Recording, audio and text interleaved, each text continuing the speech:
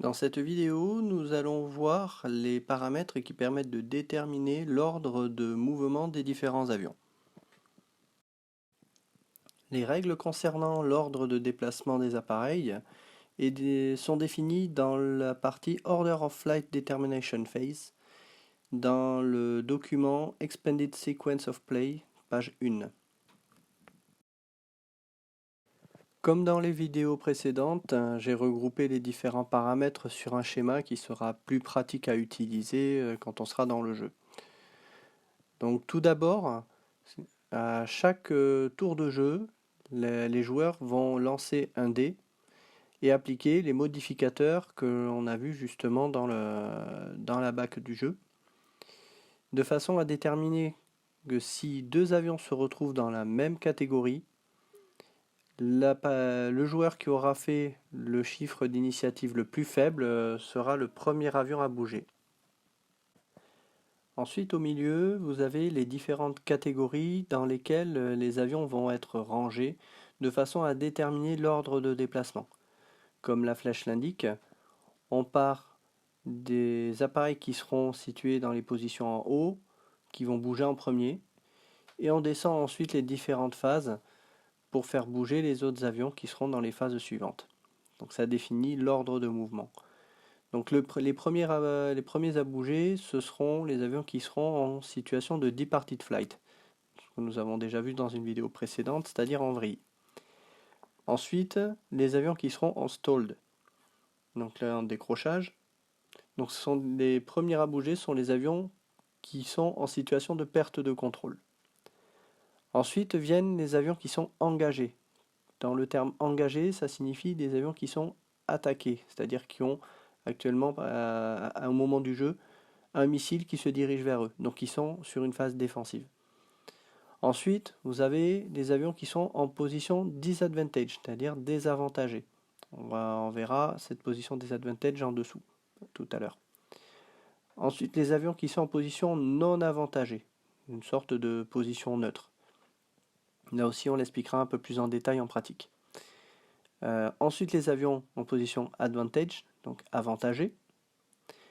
Puis viendront en dernier les avions unspotted, c'est-à-dire qui ne sont pas repérés visuellement.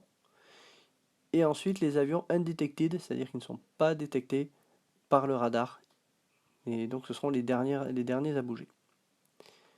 Donc pour être en position avantagée, en dessous vous avez un petit schéma advantaged qui donne les paramètres à respecter pour être en situation d'avantage. Donc si on prend le cas de notre F4 Phantom ici, il faut qu'il ait un appareil qui soit dans l'arc qui est plus 150 degrés, c'est-à-dire dans la partie avant, comme on le voit ici. On verra sur le jeu pour afficher cet arc 150 degrés. L'appareil devra être à une distance maximale horizontale, là on va compter que les hexagones horizontaux, de 9 hexagones. Et avoir une altitude maximale de 6 niveaux au-dessus de notre appareil, ou maximum de 9 niveaux.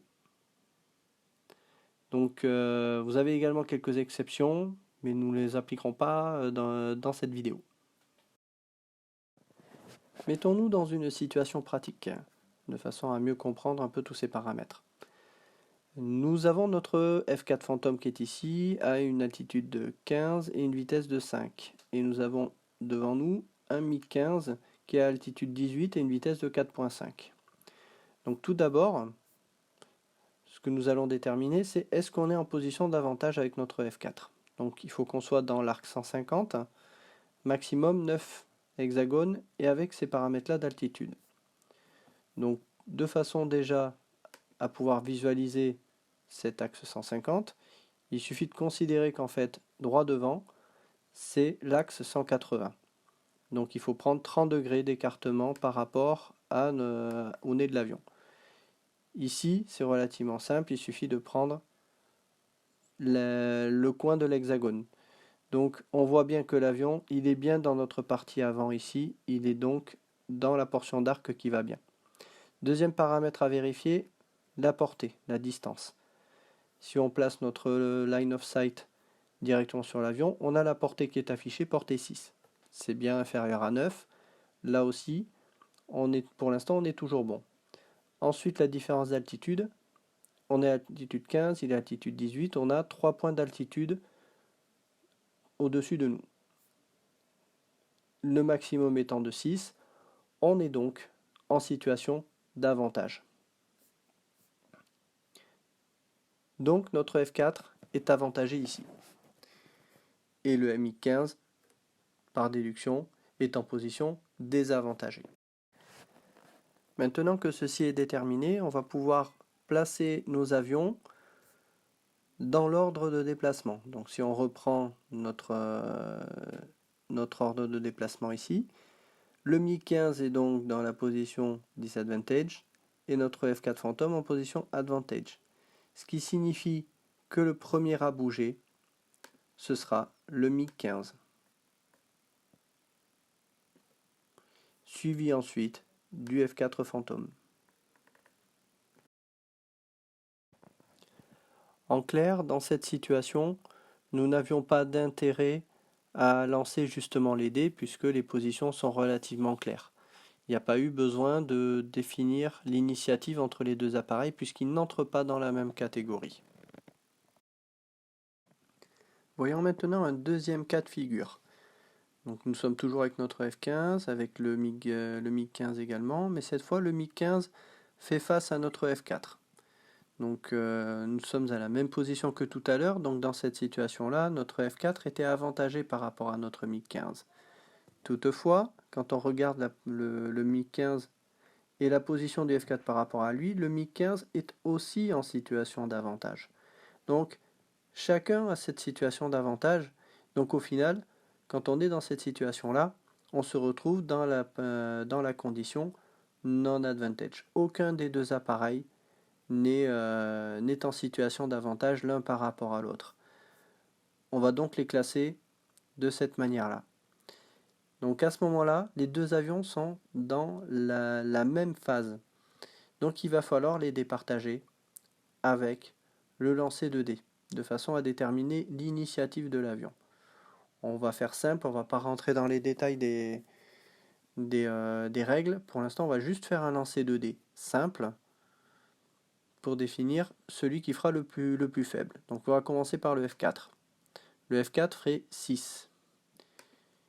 Et le MiG-15 fait 5.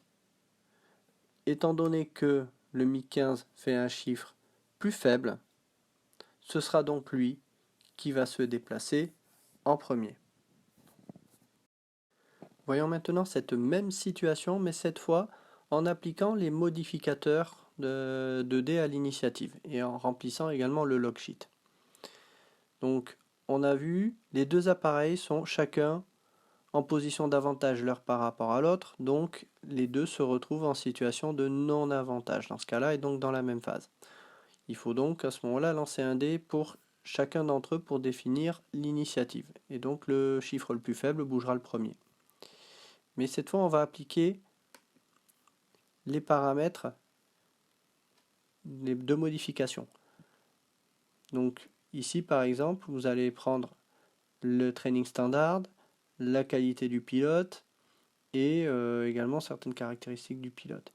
Vous avez également des paramètres, par exemple, vous allez pouvoir appliquer un +1 au dé si vous êtes le camp qui a effectué le premier kill, c'est-à-dire qui a abattu un avion en premier. Et également, vous allez pouvoir appliquer un +1 si vous êtes dans le camp qui a le plus de kills, c'est-à-dire d'avions abattus. Donc, si on applique ces paramètres-là, on peut modifier notre dé. On va considérer que notre pilote de F4 est un pilote vétéran, donc on va pouvoir lui appliquer un +1. Par contre, le pilote de notre MiG-15, c'est un novice, donc lui il aura un -1. Donc si je lance le dé, on aura donc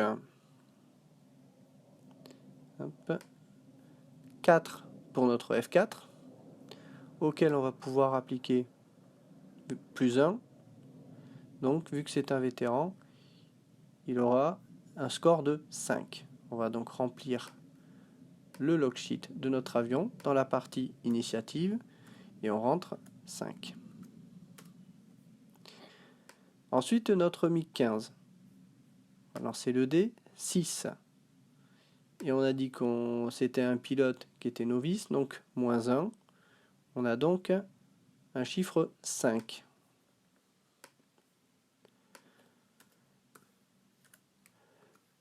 Nos deux avions se retrouvent avec le même point d'initiative. Qu'est-ce qui se passe quand on se retrouve dans cette situation-là? Eh bien, on va relancer un dé pour chacun des appareils. Donc on va commencer par le F4 qui fait un 1. Et on va reprendre ce chiffre-là. Et on va relancer le dé pour le MiG 15 qui fait un chiffre 7.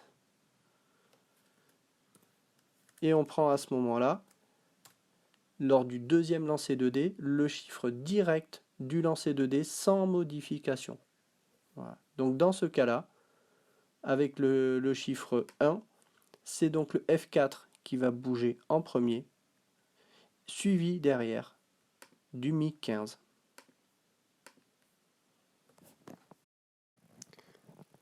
Autre situation que nous allons voir à présent, cette fois en incluant un autre avion qui menace notre F4. Donc, comme nous avons vu dans la situation précédente, nous avions notre F4 qui était en position d'avantage sur le MiG 15 qui était ici. Et donc le MiG 15 était en position de désavantage. Toutefois, le F4 se retrouve lui en position de désavantage par rapport au MiG 21 qui lui est en position d'avantage.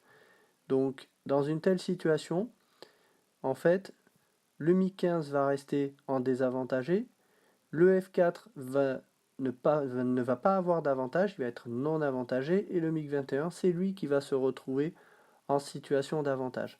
On va donc se retrouver dans le classement des avions qui sera de cette façon-là, avec le MiG 15 en désavantagé, le F4 en non avantagé, et le MiG 21 en avantagé.